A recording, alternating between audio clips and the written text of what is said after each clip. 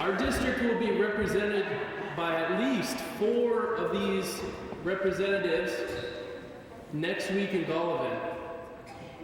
We can tell you for certain that our first place pod 4 students and our first place pod 3 students will be going. Depending on travel schedules, our alternates might be called upon. So any of the people that we announced tonight could ultimately end up representing the district. It all depends on people's travel schedules. So we'll be sending 4 of these fine representatives to Gullivan. I'd like to introduce Ms. Chin, and she will start with the Pod 3 award winners.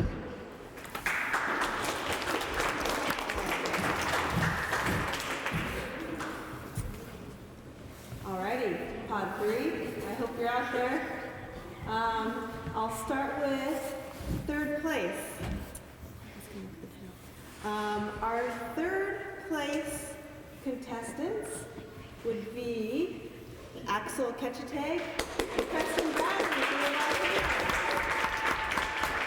Come on up, I'm rooting for you. We're not here.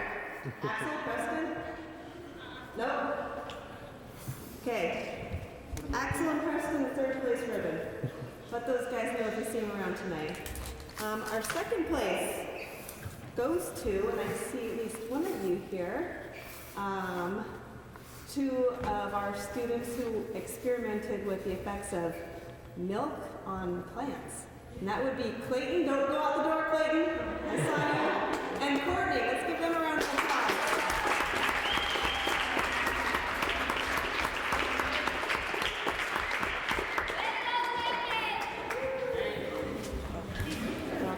I don't know our Courtney. Please, Clayton, can you hold it up so folks can take a picture of you? Nice job, Clayton.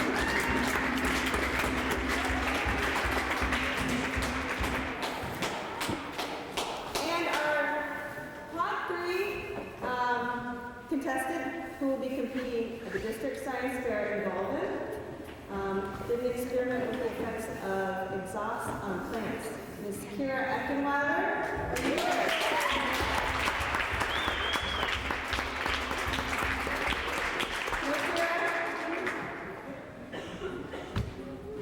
Okay, no Kira. Well, we're glad that you guys came to, the rest of the Pod 3 students came to show your support. I'm going to pass it over. We're going to announce,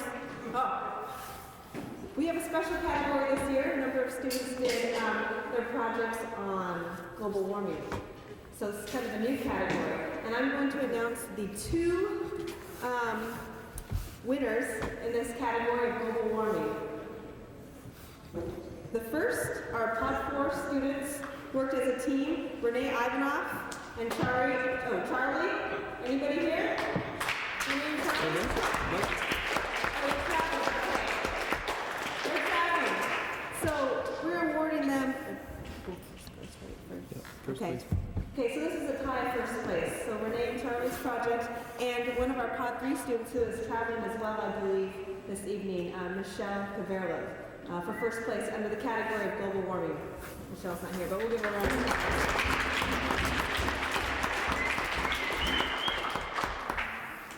Okay, I'm going to pass this off to Mr. Hupta. He's going to announce the Pod 4 top 3 projects. Thanks, Ms. Chin. Once again, the balloting was extremely close, and we've had a wide variety of projects, everything from boat design to bullet penetration to why people dream. So it's really inspiring to me to see kids with such a wide variety of interests. Those interests are reflected in our top 3 winners for Pod 4. Our 3rd place team was also recognized earlier for global warming. Their project was on Arctic foundations, and that would be Renee Ivanoff and Charlie Paley.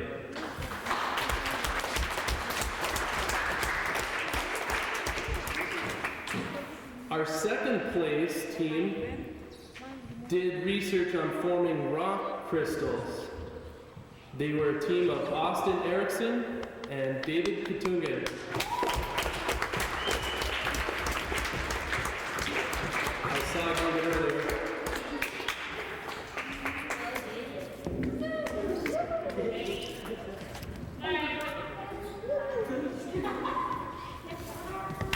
Congratulations, sir.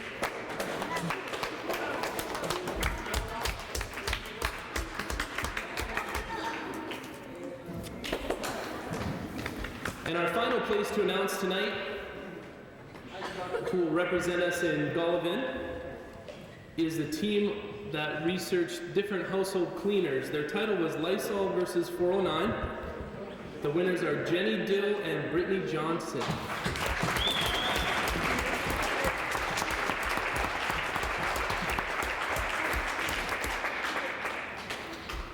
That concludes the announcements of our placements. Please feel free to stick around and look at all the exhibits, and have a very good evening. Thank you. So, I'm just gonna lock this down. And, okay. Just try not to make any big movements because I can't Okay. post this thing. So yeah, look at me and not the camera on that. Okay. First thing, I guess we already have it on paper somewhere, but if I could get your name and how you spell it Okay. on tape. My name is Henry Oyoumick, and I spell my first name Henry. Oyoumick, Oyoumick. And what would your title around this event be? My title for this event was to kind of act like a liaison and coordinator with the science teachers, both high school and middle school, Okay. and getting some support financially for the students and for the teachers to give them a chance for science fair. Okay. What do you do other than this for like a living or? I'm a retired science and math teacher, and I also work for the native village of Unalakleet as their watershed coordinator, and I do some science project, mainly in the summertime during in the river. Okay, watershed, yeah, for the rivers and streams and that then, huh? Yes, and I look at we look at benthic macroinvertebrates, water chemistry, and I try and get students involved in this process. So it's a culmination of previous experience and the knowledge that I've had with relating to Native students and trying to encourage them into a science-related field and getting them interested about their local environment.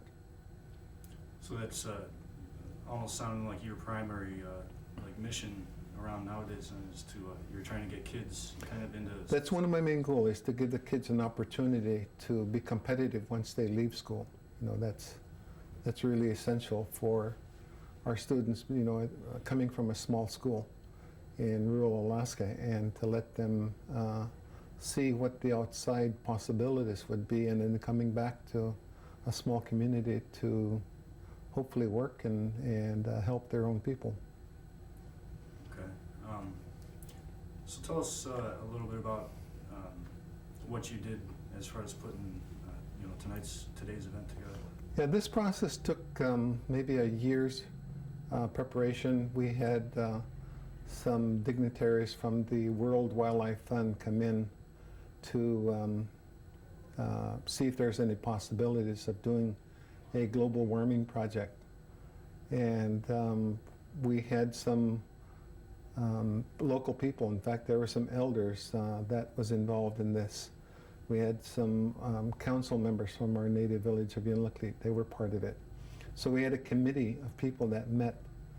And I arranged the meeting, but I was not here for the meeting. So based on what they saw as a possibility and the instructions that was obtained from that committee meeting, that was the kickoff point, and also the financial support coming from WWF. And I've made my contacts with mainly with Tanya Folstead from Norway, and that's where she's based at, and that's pretty much where our assistance comes from financially. Oh, World Wildlife Fund? That's right, yes, yeah. So is that WWF based out of Norway, or is that just? No, it's a global organization, and they look at mainly some ways to preserve nature, and they look at wildlife and both in marine and on land. And some of their goals is to get some interest into people to maintain science-related fields, or to get some methods to correct if there's a species in danger, for example. In our area, we're always interested in the fisheries resource, and sometimes you might see that effect coming from a global perspective. And one of them, obviously, since we had the warm weather, the global concern is really an influential decision based on what our people are concerned about. So the people here are very interested in making sure that the animals and the land stays like it should be, and because we know our people rely on the resources, and we call that subsistence. So it's a really important part of it, and if we can get that knowledge out to people with locally or even on a statewide basis, maybe that could help with our objective, and that objective obviously would be to ensure that our resources returns, and it becomes part of our economy or just our lifestyle, and supports it and gives us an advantage, to make sure that it's given to each group of people, generation of people, and that's going to come later on. Okay, yeah, that's kind of the next question I was thinking is, it seems like you guys are thinking long-term then by doing this with the kids. Yes, that was one of the things, and all I was doing with the teachers here was to encourage them to see if there was any possibilities of doing a science project. And when that interest was obviously supportive, then we met with the teachers here, and the WWF people met with them here, and so we sat with them, and they gave us some possible ideas, and this is part of that result. And I think it was an exceptional one, in that it wasn't just a decision of just a few. It came from several people in the community, and other people within other agencies such as WWF, and then the school, and then the native village of Unalakleet. So it was a conglomerate of several different kinds of agencies that sought the same interests and goals. So the WWF was kind of providing funding in that. Are they also, you were mentioning your contact in Norway, and that, are they doing like a similar thing around the world? Or? Yes, they've done some similar kinds of things. They did one small project last year in Huslia with the Athabascan group in the interior, and they did a global warming project. And I'm not sure, they do have some other outreach, beyond. I know they had a exposition in Japan. So there are several different outlets, that they do, and I'm not familiar with them, since I'm usually not too involved in a bigger picture like some of them are. Do you know if they were in the same way as this, targeting youth? Or is that the whole idea of? No, they have different ways and means. I'm not too sure about that. I just this project with WWF with global warming issue is our first one. So we're hoping to continue similar types of programs next year, projects next year. So, sorry, go ahead. So other projects next year wouldn't necessarily be like this student kind of science fair thing, or? Well, I'm not too sure what we're going to be doing. We could probably go more regional, and I don't know. It depends on what the committee would like to see, and come up with some other possibilities. Our committee does meet. We try and meet quarterly, but our council, which oversees the committees, meets on a monthly basis. So I report to them what process and progress we're making with this particular project, for example. So this particular project, how would you say that what the students did and all that, how well has it answered, the intent that you had when you started this? I thought it was amazing. I just couldn't believe how much, how intense that we got as far as support. There's the people, when I called them if they would like to become judges, these are parents of these kids. And when we get local support and parents involved in their students' education, to me it's a really big crucial aspect in connecting with our students' education, and of course the students and then the teachers, and then you find Principal Luthi, who's been very supportive in making sure that his teachers get support, from them and also from the community. I thought it was exceptionally well done in seeing the students willing to do their projects and then getting the parents coming in to see their judge their students' projects, and then you could tell that the students were very excited, and I could see some of their parents, their child would say, "Mom, I need to come over and show you my project. I heard that with one," so they were pretty excited.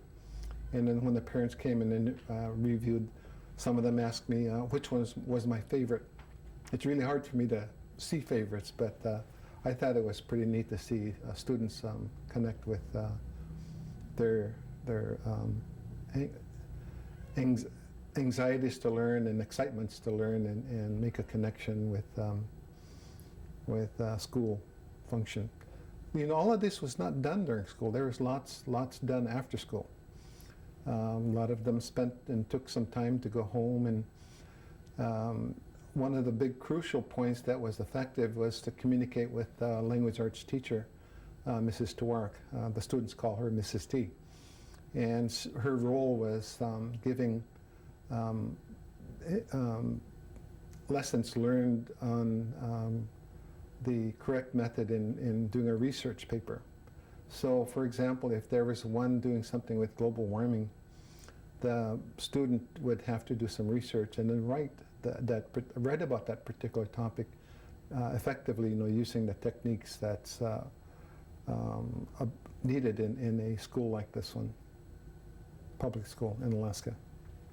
So it's kind of melding, maybe, being young, their resistance towards, I gotta go to school, I gotta learn something, with a hands-on approach, and they're actually making something, kind of overcoming that barrier a little bit? Yes, exactly. I think hands-on experience with learning, and I think the science teachers were exceptional in that they got that across, and the kids kind of took off on a lot of their projects, and I was really happy to see that hands-on approach with the kids, with the students, and then also, of course, the support with what their parents gave them, even after school. So it was a system I thought that was effective when the students say, "Well, I gotta go back to school after 7 o'clock or after dinner, and I need to work on my project." So there's a lot of crunch time where the kids, had to spend some time with their teacher, and I've made some evenings just to be with the kids and giving the teacher assistance with some of their simple projects. A lot of them had a lot of questions, and when they ask a lot of questions, they're curious, and that's the goal, get the students interested in this educational process. I thought that was very effective. So it turned out it actually happened like that, almost like they got personal investment in what they were doing then. They did, yeah. I think that some of them, I heard some say, "Well, next time I do another project." So they're thinking a little bit more ahead, and I think when they have that kind of expectation, I think it gives them a curiosity and wanting to learn more about if there's any problems, or even just the concepts of science. So I guess you've seen then the impact that this has had in the kids in a positive way? It has been very positive, yes. I think an example of one is when the student look at the chemical reaction when you see some type of gas that is emitted into the air, how much influence it can have. I think one particular project I've seen was the rays, the light rays reacts a little bit different than you do with the heat waves, the infrared rays. And that was one of the students' project, and I thought that was done. Another one that was really positive, I thought, was the interest in permafrost. When you have permafrost, which type of structure would be best up here in Alaska? And Alaska has quite a bit of permafrost, and so I thought that particular project, went right into something that it could improve, the lifestyle of people up here. Pretty appropriate. So this kind of got started, this whole project, with the environmental impact and that kind of thing in mind. And then, some of the kids, they were doing like, what is CocaCola, how does it break up? Like things that were not necessarily directly related to, the original intent. What do you think about, that? I think it's great. I think that wasn't our intent, that everybody does the same thing. It wasn't something that we forced them to do it. It's something that they opted to choose. It was something they made a choice on. And if somebody, for example, you mentioned the Coca-Cola one, and those types of things, are if we can teach them the scientific method and the process, that's expected of each child, because eventually, I think that the state, when it comes to taking a science test that the state is going to give, then they would be better prepared, to answer those. Because when they're asked, what is your control? What are some components to the scientific method? Then simple things like the Coke or even other curiosities for study, is exceptional in that they're willing to look into solutions for, particularly if you're out here in the bush. So it's investing in the future of the people in addition to just the environmental itself. Yeah, we'd like our kids to be very competitive, once they go to our larger school. We'd like to see them do well when they go to college, or if they take their out and going to a vocational study. A couple judges came to me after, and they said, it's funny that the adults call me Mr. O2, but they came over and said, I'm really impressed with what I was learning. It's not so much me judging. I think that I learned a lot today. So when I heard that coming from a couple judges, it expands that knowledge and says to the parent, boy, I'm glad that this process is being taught, and very supportive in something like this. You covered a lot. I have actually just one last question. Is say you wanted to make an experiment. These kids were making, anything or whatever. What would you make if you were one of the kids? Well, one of the big things that I'd like to see is, we have this huge ecosystem out here, and it's called the Bering Sea. The Bering Sea provides us with lots of resources. We share the same ones as the people in Russia and the people on the other side of the Bering Sea. Now, there's the concern for me with the Chinook salmon. Chinook is being the king salmon. And I would love to find out what's causing some of the problems with our fisheries. There has to be something, and I can't quite pinpoint it. So I would like to do a project that would challenge solutions to what is causing problems with our Chinook, because our people are starting to see more and more disease type of effects with our Chinook. And similarly, the Russian people, when I was there last fall, the native people there told me through an interpreter that they are concerned with their salmon over there. So there's obviously something wrong with our salmon. So I'm really curious about that. That would be one thing I would certainly like to see.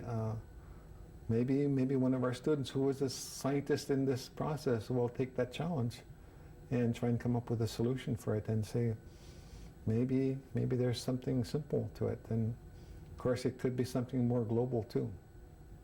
It's happening in Russia too. Yes, it's exactly. Yeah, so they're seeing similar kinds of problems with their salmon.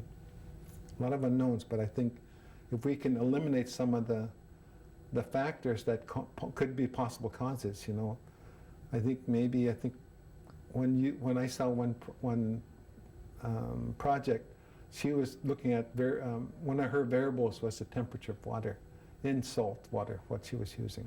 I thought that was, you know, when you look at even a small amount of temperature rising in the ocean, it can cause disastrous effects on some of the marine species out there. It changes like currents and stuff, doesn't it? Yes, it does. Yeah, in fact, it was interesting to see the profound difference, you know, with temperature. And she mixed, I think she mixed fresh water on top, or not mixed, but she had fresh water on top and salt water in the bottom. And so learning concepts like that, I think, was very effective. Yeah. Anything else you might want to mention? Well, I just wanted to thank the school for their efforts. I think the students was super, and I was really super happy for the parents coming in to give their child support. A lot of them, they just said, boy, I would love to do that. I've never done it before, and I'm afraid to be part of this, being a judge. And I said, well, you know, your child is going through this process and they're learning. I think it would give them more support for their learning environment. And so embracing students' efforts, I think, is a really crucial part in making sure that we continue this process. And if we can get our students interested in being curious, you know, in their ambient environment, and making sure that it stays out in its pristine way and method. All right. Okay. We got plenty to work with. Okay, well, good. I hope you could edit a lot of it and, you know, pick. Well, pretty much everything you said was useful, so. A tree, evergreen tree, and this is the bottom piece of the tree. And this is made out of the root. This was for seal oil scoop from the seal poke. This was one of the kind of knives that our people have. If you look at it to the light, you will see the lines inside. And this is almost clear obsidian. This is an ivory handle, and this is really sharp. You can cut things with this.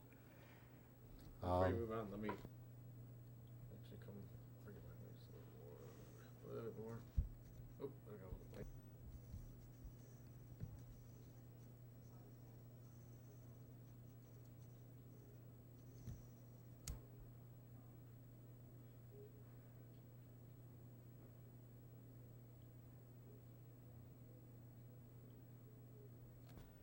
And I forgot to tell you, but this is Noatak, and the river is about 400 miles long, 300 something miles, almost 400. I never get the end of it, about 35 miles. But our people live along the river in different areas wherever the caribou go over the pass into our area. And they go down here and go far down, maybe down toward Shaktoolik, someplace around there when they go down south. This one here is a ulu made out of jade, and the handle is made out of sheep horn. Okay. This one here is soapstone. It's a little piece, but it's something that we have, and it's native to this area. This is called utkusiksak, and this is a piece for a drill. When you have a drill for fire, or maybe you have a drill to drill ivory. Okay. This one here, it's a ulu. It's made out of slate, regular rock that we have here, and this caribou horn, and wood sinew. This was already cut, so I just put these on just to let them have an idea how the ulu looks like with a Eskimo ulu.